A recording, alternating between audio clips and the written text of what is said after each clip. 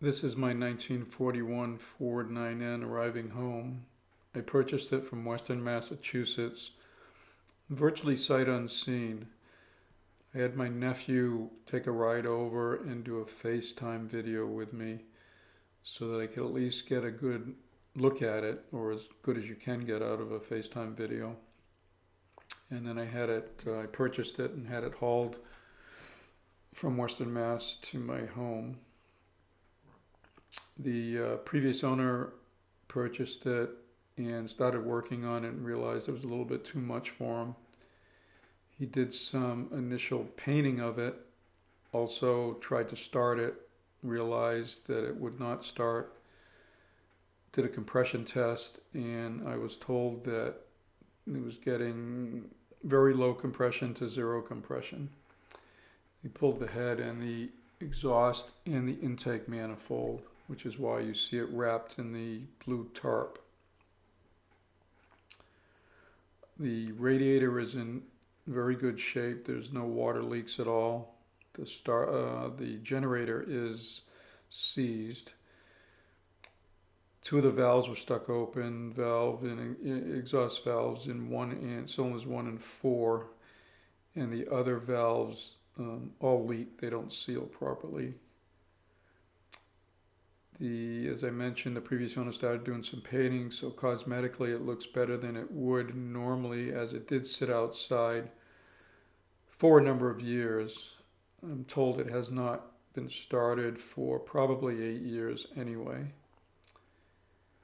As you'll notice, the console has a couple of symmetrical cracks in it, so it was repaired at some point. This is the cast iron and not the cast aluminum console, but the repair appears to be solid.